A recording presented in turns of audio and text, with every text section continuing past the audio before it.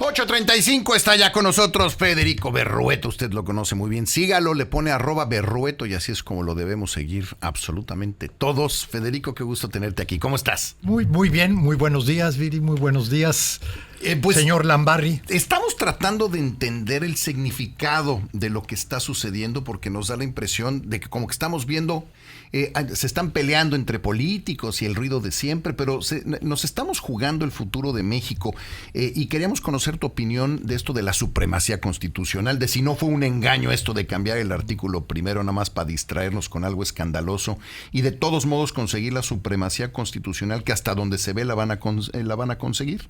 Bueno, mira, yo lo que creo es que desde 2018 estamos en un proceso de cambio de régimen. Un régimen democrático con sus limitaciones, sus reservas, sobre todo la incapacidad de distribuir los beneficios al conjunto de la población y también el tema de la corrupción. Y a partir de ello el descontento llevó a un proyecto político que se propone el cambio de régimen. Y bueno, durante los primeros 6 años, más que todo fue ir construyendo una suerte de consenso que se materializó el 24 con el resultado de la elección y que eso le da un mandato a quienes ganaron para hacer cambios sustantivos a la Constitución, que significan el cambio de régimen. O sea, la democracia mexicana ya no es como antes, ni va a ser. Y en este contexto tienen que leerse las propuestas constitucionales. No son propuestas avenidas a lo que se llaman los valores propios de la democracia liberal. La concentración del poder, que es una tendencia en el mundo, sobre todo con los gobiernos populistas, pues está adquiriendo carta de naturalización y con estas propuestas lo que vemos es que se da un paso más en ese sentido. ¿A qué me refiero? A que obstruye la capacidad que tiene el Poder Judicial para hacer valer la Constitución. Curiosamente, el nombre no es de supremacía constitucional. Si vemos a lo que realmente atiende esta reforma de la que estamos discutiendo o comentando, se refiere a la supremacía del Poder Legislativo, no de la Constitución. Cierto. Y lo que esto significa es que la Corte no va a poder revisar las decisiones y los procesos legislativos, las decisiones del Poder Legislativo y sus procesos. Es lo que se intenta. En un principio se llegó al extremo de intentar cambiar el artículo primero de la Constitución para que los acuerdos o los convenios internacionales no tuvieran validez sobre la normatividad legal en México. Pero eso elimina todo el tema de la globalización, no de la economía, de los derechos humanos. Entonces, mucho ha avanzado el mundo, tanto en derechos humanos como en temas ambientales. Las soberanías de los estados nacionales tienen que sujetarse a los acuerdos internacionales, a los convenios, y como tal, hay definiciones muy relevantes en materia de derechos humanos. Si esta parte hubiera prosperado, de plano dirían no importan o no están por encima del sistema legal mexicano los acuerdos internacionales. Y desde luego que esto sería una involución y un retroceso monumental. Hubo cambios, pero sigue estando lo fundamental, y lo fundamental es que pierde la Corte y pierde el Poder Judicial Federal la capacidad para hacer valer la constitucionalidad frente a actos del Poder Legislativo. Platicábamos hace un rato cómo pareciera como si estuvieran un poco divididos porque salen unos senadores o exdiputados o diputados a decir, bueno, quizás, quién sabe, igual y lo modificamos. Y ayer uno de los líderes del Partido Verde decía, no tenemos por qué hablar de esto, no es necesario. Y alguien, me imagino, le habrá dado un jalón de orejas y luego dijeron, no, pues es que siempre sí. O sea, como que parece que no se pusieron de acuerdo, incluso de manera interna. Efectivamente, no hay acuerdo y esto es parte... es una consecuencia de legislar con prisa.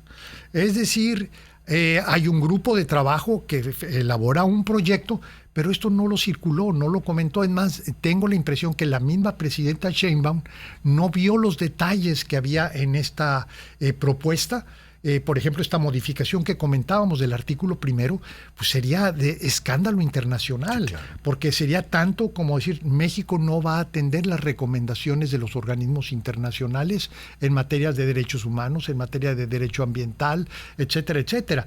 Y esto pues significa un retroceso brutal. Pero efectivamente, lo que mencionas, Viri, sí hay un problema de cohesión derivado de la manera como se están tomando decisiones. Ni entre ellos se hacen las consultas, por decirlo de alguna manera. ¿De qué sirven? Entiendo el escándalo armado en las últimas 36 horas por la modificación al artículo primero, pero luego volteo y veo a países como Cuba, veo a países como Venezuela, que la verdad que se pasan por el arco del triunfo los convenios internacionales. ¿Sirven de algo? Claro que sirven, y cada vez el mundo, digamos, somos una comunidad interconectada. Esta idea de la soberanía nacional pertenece a un mundo que ya no existe. Que ya no es. Okay. Ahora, la globalidad puede ser desde el punto de vista institucional, los acuerdos, los organismos multilaterales, etcétera, pero hay otra que es fáctica y es la comercial y la financiera. No eres competitivo, no inviertes. Y si no invierten, digo, el escenario, por ejemplo, que se está planteando ahora para el país es sumamente problemático. Y un gobierno que se ha propuesto una política de distribuir la riqueza, ¿qué vas a distribuir si el país va en retroceso? Es decir, si no hay un crecimiento o incluso hay un crecimiento negativo, como ahora ya últimamente se está diciendo, sobre todo si ganara Donald Trump y si él implementara estas políticas de tarifas proteccionistas, exactamente. Ahora, en términos de... Es que decir contrapeso ahorita ya no tiene mucho peso, ¿no? Pero esta parte económica siempre se va a necesitar dinero.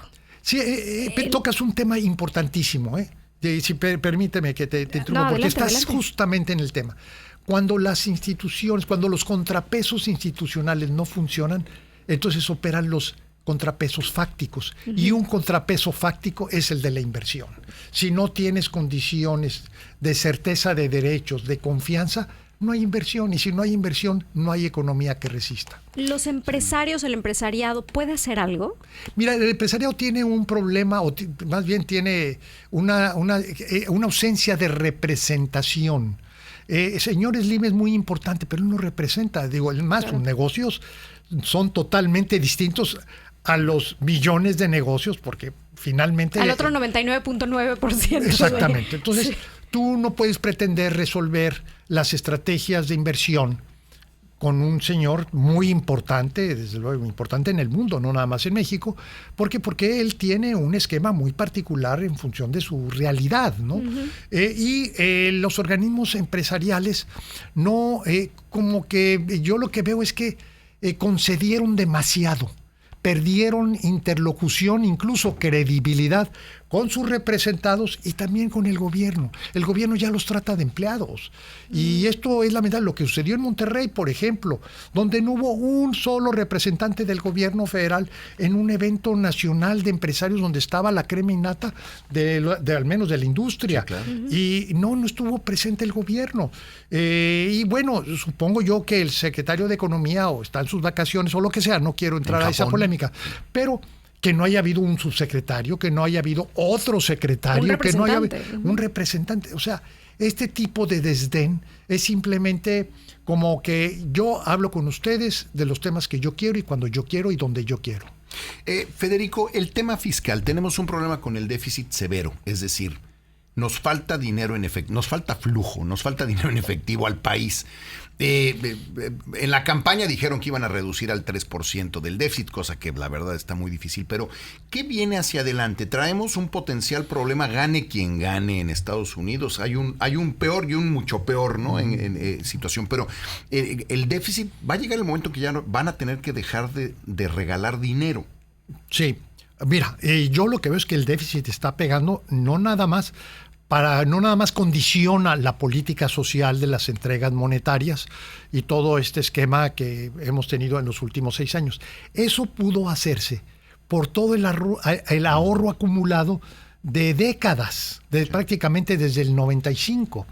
Pero ya llegó a su límite, ya no hay dinero que disponer ¿Por qué? Porque ya incluso en el 24 tuviste que recurrir a deuda, tuviste que recurrir a déficit, es decir, gastas más de lo que recibes y ya llegaste a una situación límite.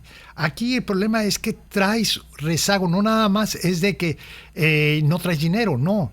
Dejaste de invertir en muchas cosas fundamentales, en todo el tema social, las escuelas, los hospitales y también las carreteras y todo. Entonces, todo eso tienes que ponerlo al día. ¿Y cómo lo vas a poner al día si no tienes dinero ni siquiera para pagar pues lo que ya comprometido? Porque los programas sociales están comprometidos constitucionalmente. Y la única manera de hacerlo es endeudándote. ¿En algún punto crees que se echen para atrás los programas sociales o se reduzcan en cantidad o se modifiquen tal vez en edad para tratar de hacer más pequeña la población que las recibe? Mira, va a ser muy difícil. Yo más que todo lo que veo como recurso es que va a ser difícil, sobre todo si tenemos un proceso inflacionario, ¿verdad? Con todo y lo que diga la ley, ¿verdad? Ir a la par de la inflación. Realmente los programas sociales están representando sobre todo a futuro. Mira, hay pensiones contributivas y pensiones no contributivas. ¿A qué me refiero? Aquí hay pensiones donde los trabajadores aportan y van generando un ahorro. Bueno, eso ya está en focos rojos. ¿Por qué? Porque lo que viene, la gente que se va a jubilar por razones de la pirámide de edad, va a generar una gran presión sobre las finanzas del Seguro Social, del Infonavit, de todos las Afores, todo este esquema. Pero la otra parte son las pensiones no contributivas, es decir, aquellas que yo, por ser un miembro de la tercera edad o por ser la X, yo recibo una pensión. Entonces, simplemente el Estado me da, yo no aporto. Y no produces. ¿Verdad? Y o ya produje, vamos a decirlo, sobre todo por los miembros de la tercera edad. Pero el tema es, finalmente, no hay dinero. Y ese es algo que no se está encarando. Siempre la solución que se ha construido es que vamos a crecer. Es que el crecimiento.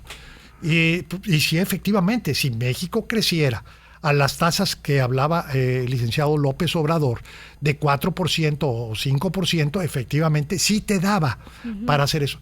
Pero si estás creciendo al, creo, 0.7, creo que es la última cifra, con eso no te da para, porque crece más la población de lo que crece la economía.